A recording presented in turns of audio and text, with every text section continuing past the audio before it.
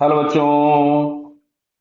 यहां लिखा है bead of mass m can slide without friction on a fixed vertical loop.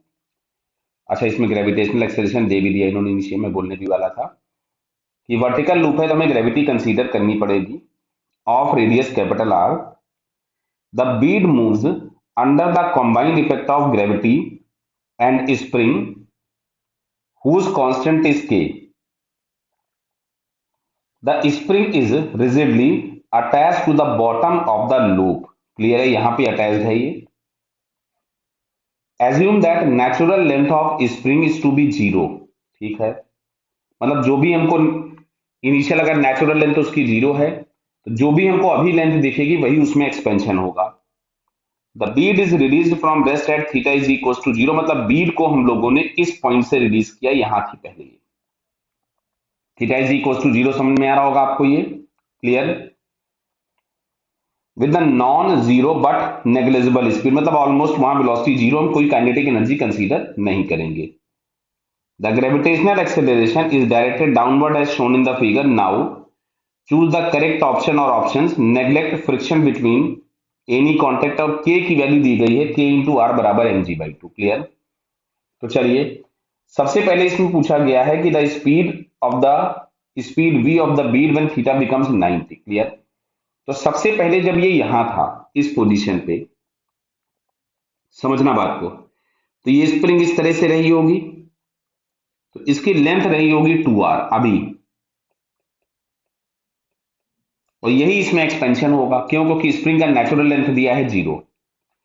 अच्छा, जब ये स्प्रिंग यहां पहुंच जाएगी तो अब ये यहां पे हम लोगों को दिख रहा है इस तरीके से, तो ये जो एल फाइनल हम लोगों को स्प्रिंग का दिखाई देगा ये r√2 हो गया, और यही इसमें एक्सपेंशन होगा फाइनल। क्लियर है।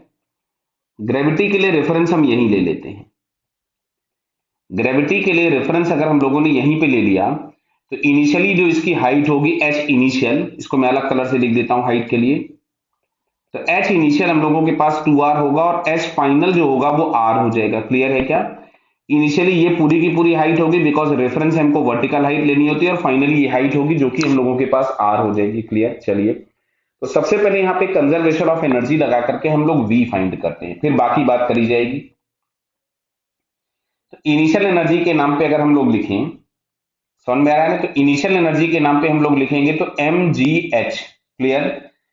रेफरेंस हमने यही ले लिया है, इनिशियल हाइट 2r हो गई, तो mg into H plus half k into x square. तो x इनिशियल हम लोगों के पास था 2r², फाइनल एनर्जी के नाम पे हम लोग लिखेंगे हाफ mv² प्लस mgh के नाम पे r प्लस हाफ k, और अभी जो l फाइनल बचा था वो बचा था r√2 का होल स्क्वायर। क्लियर। तो थोड़ा सा इसको पहले हम सिंप्लीफाई कर लेते हैं एक बार। अब देखो, इस वाले एक mgr में से ये mgr एक कैंसिल हो जाएगा, तो यहां इस वाले में से, तो यहां बचा एक इस तरफ में mgr plus k/2 into 4r² is equals to half mv² plus 1/2k, sorry 1/2k into r² √2 का हो गया 2, इससे 2 से 2 उड़ा दो। क्लियर है। इससे भी यहां 2 उड़ा दो एक, तो दिख रहा है यहां से, एक बार मैं और लिख लेता हूं, तो mgr plus 2kr² is equal to half mv² plus kr²। एक kr² से ये 2 कैंसिल हो गया। चलो हम k की वैल्यू पुट कर देते हैं, तो यहां से मैं इसको ऐसा लिख रहा हूं mgr plus kr into r is equal to half mv², और kr की वैल्यू दी गई थी mg/2, तो mgr और kr की जगह तो हो गया mg/2, और एक वाला r और था हाफ mv², तो m से m अब कैंसिल कर दिया, तो यहां से हमारे पास आ रहा है ये 3rg/2 is equal to 1/v², तो यहां से इसको कैंसिल कर दिया, तो v बराबर हमारे पास आ रहा है अंडर रूट ऑफ 3rg बराबर है, तो v इज इक्वल टू आ गया अंडर रूट 3rg, पहले वाले ऑप्शन में दिया हुआ है। क्लियर। तो इसका फर्स्ट आंसर क्या हुआ? करेक्ट। लिखा है ना, the speed v of the bead when theta is equal to 90 is √3r(g). पहला वाला सही हो गया। अब जो नीचे थर्ड और फोर्थ ऑप्शन में दिए उसमें पूछा हुआ है magnitude of force exerted by the Beed. Clear? तो चलो अब यहां से जरा हम लोग मैग्नीट्यूड की बात करते हैं, फोर्स कौन कौन सा लग रहा होगा, तो ध्यान से समझना बेटा। इस पे सबसे पहला तो एक फोर्स लग रहा है इस बीड पे नीचे की तरफ में mg, और एक लग रहा होगा इस डायरेक्शन में स्प्रिंग फोर्स। इसको मैं यहां पे लगा देता हूं, देखिए ये लग रहा होगा स्प्रिंग फोर्स। तो अब स्प्रिंग फोर्स का जो कंपोनेंट आएगा सेंटर की तरफ में, ध्यान से देखना, सेंटर की तरफ में एक फोर्स आएगा स्प्रिंग फोर्स का जो इसको सेंट्रीपिटल प्रोवाइड करेगा।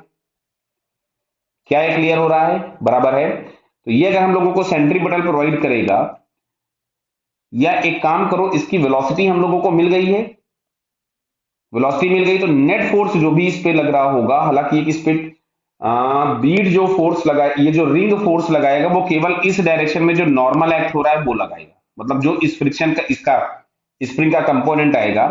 तो यहां से सीधे सीधे हम इसको लिख देते हैं एन, और यही एन हम लोगों को सेंट्रीपिटल प्रोवाइड कराएगा। तो N is equal to mv²/r, और v बराबर हमारे पास आ रहा था 3r(g). देखो इस r से r कैंसिल हो गया, तो n इज इक्वल टू हमारे पास आया 3mg। और जो भी, क्यों फ्रिक्शन है नहीं, तो ये जो रिंग बड़ी वाली है ये केवल और केवल नॉर्मल के फॉर्म में ही फोर्स लगा सकती थी, तो नॉर्मल रिएक्शन हम लोगों के पास आ गया 3mg।